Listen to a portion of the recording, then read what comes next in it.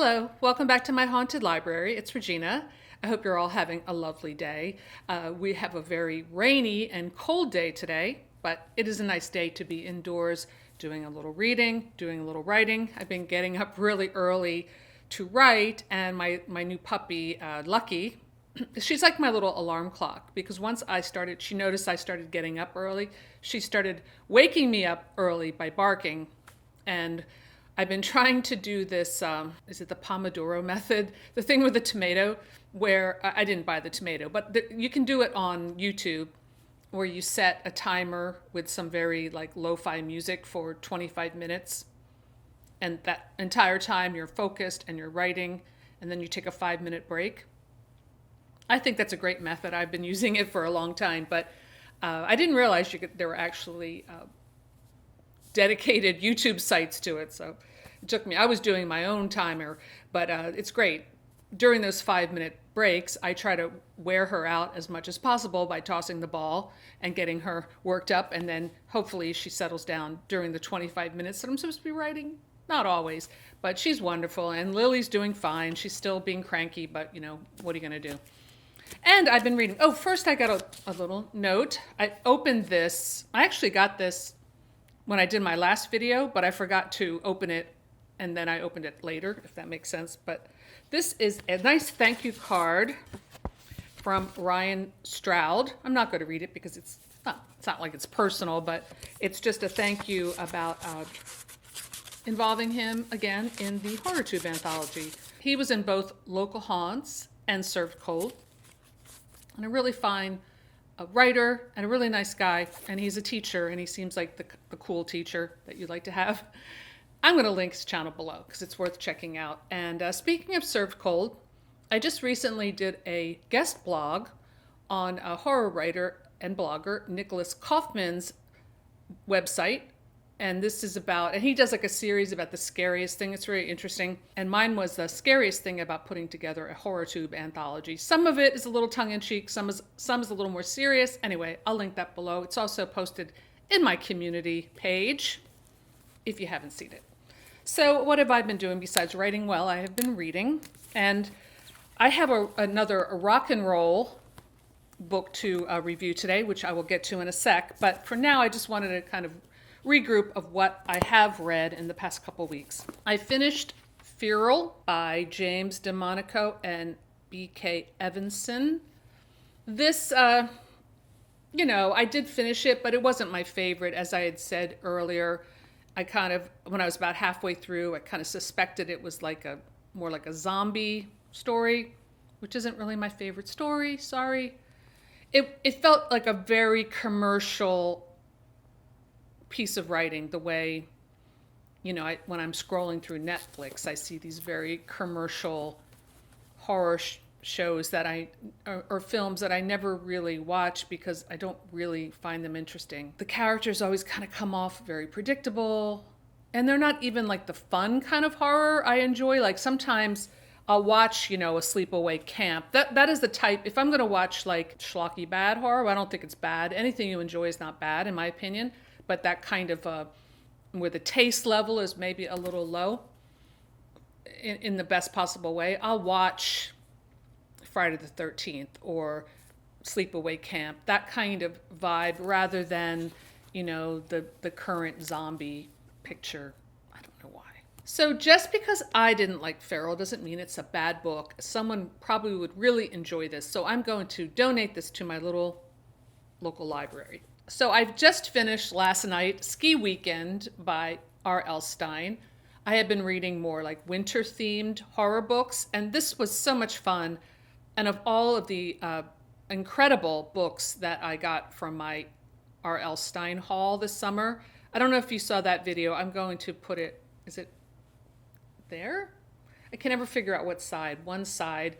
I will put it there if you want to watch it. I went to a thrift store this summer and got a bonanza of these hardcover library edition books for 50 cents each. I think I bought like 30 books. And this was one of my favorite covers. It's just gorgeous. And yeah, so I finished this. This was fun.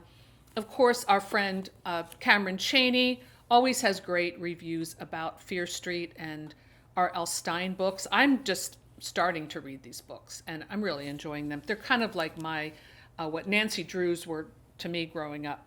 But so before we get to the main event, I did start a new book, and let me tell you, this was keeping me up at least until 9 o'clock when I usually fall asleep. And this is Thirst by Michael Cecilione.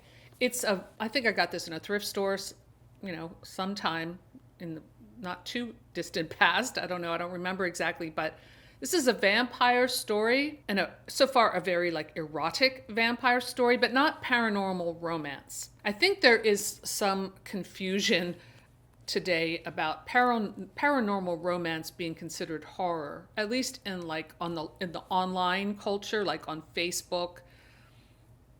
People will say, hey, I feel like reading some horror today, and people will post their, alpha werewolf story or their shape-shifting alien lover story. That's not horror. But anyway, I'm rambling. This so far, and I'm just a little ways in, is really good. Now, I know it's a little bit of a long book. It doesn't have a lot of reviews. The reviews that are there aren't that great. So it could go downhill. But I just got a feeling that I'm just liking it so far, and I'm hoping I keep liking it, if that makes sense. So now to a book I read that has been on my shelf for a really long time, and so I finally read it. And because it is a rock and roll themed horror book, let's just cue the intro.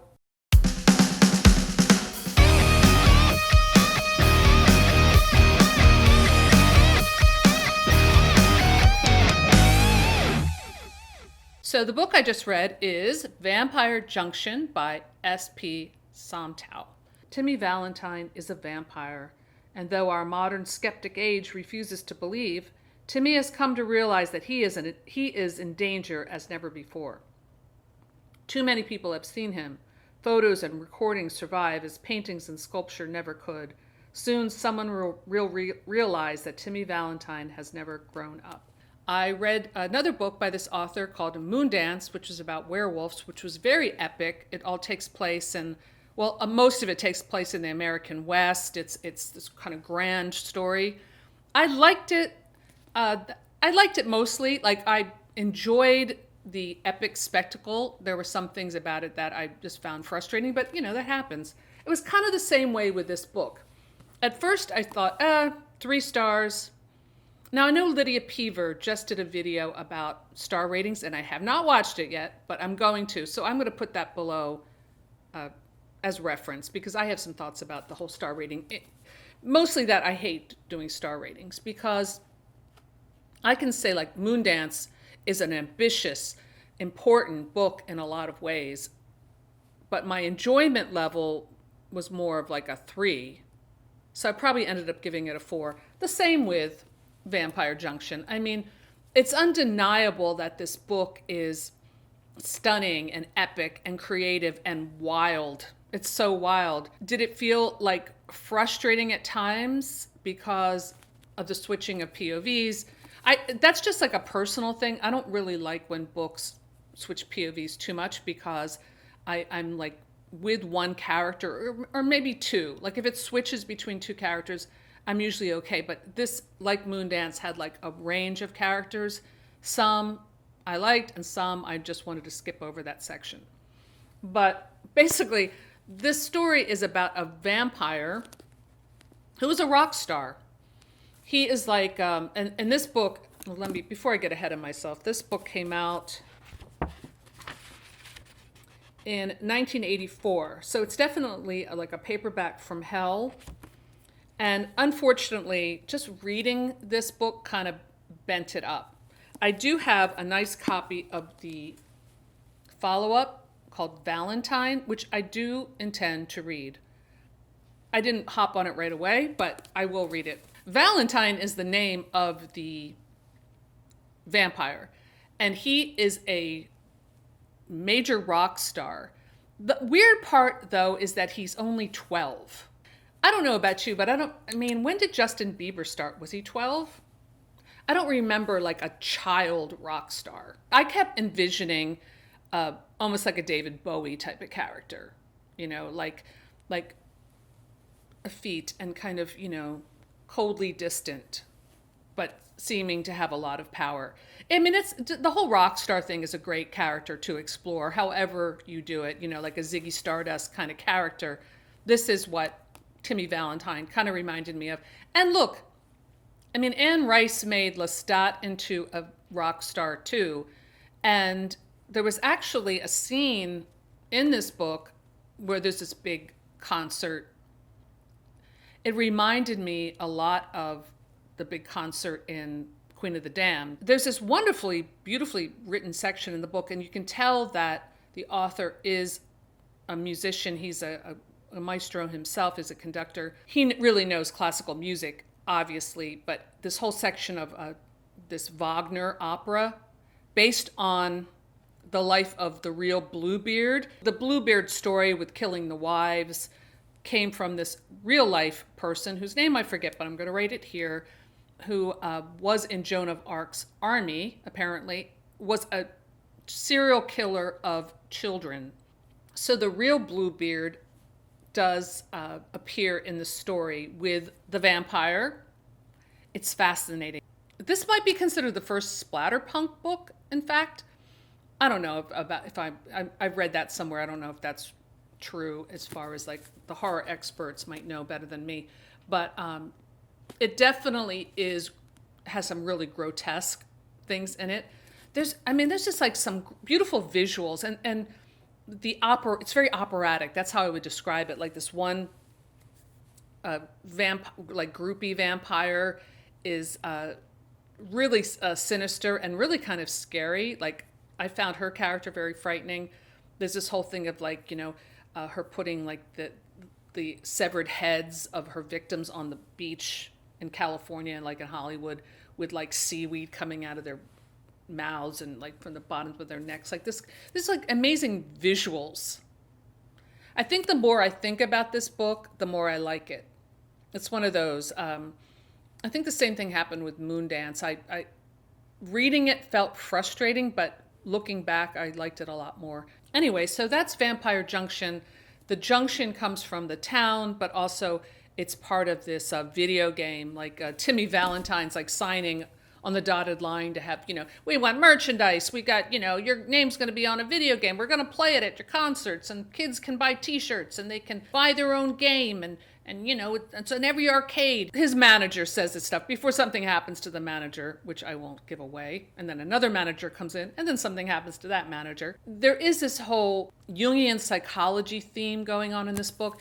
Like, it's almost packed with too many ideas, and I felt like that was one of them because, I don't know, it just didn't really seem that interesting. And I do love the whole concept of Jungian psychology, don't get me wrong, and I think it's a great way to look at literature and lore and, vampire stories. But I don't know, this woman, she just kind of gets involved with this 2,000-year-old vampire who's in the body of a 12-year-old. It just felt kind of weird, and I don't know. I couldn't really get down with that character so much.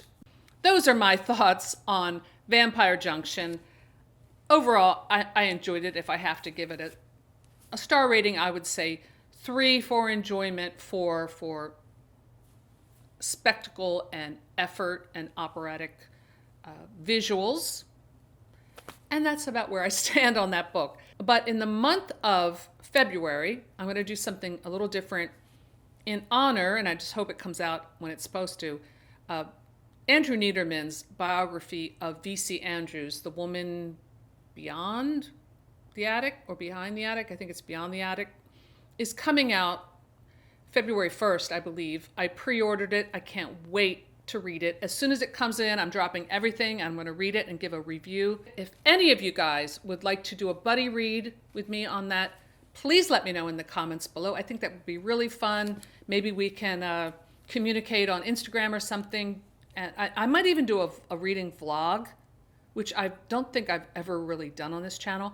I do informal vlogs on my Patreon site. If you ever want to become a patron, I do these like little, just holding a shaky camera when I walk Lily and stuff and talk.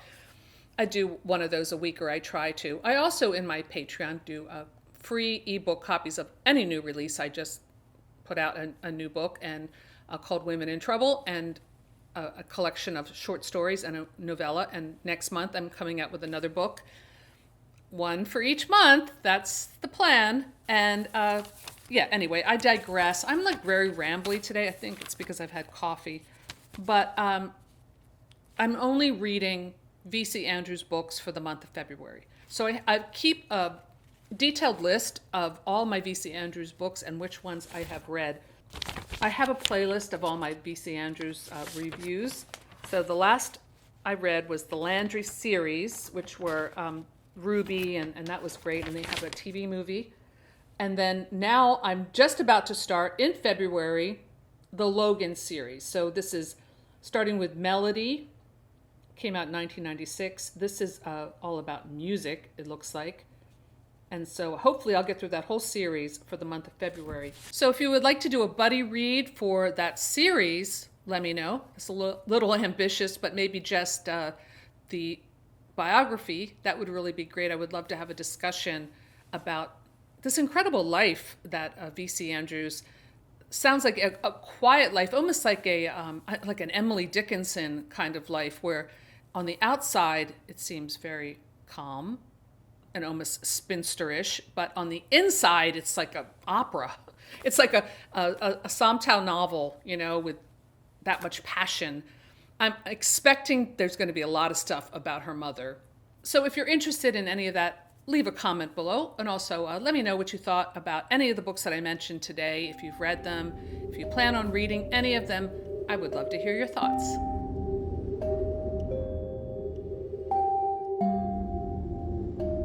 So that's all I have for today. Thanks for stopping by my haunted library, and I'll see you soon. Bye.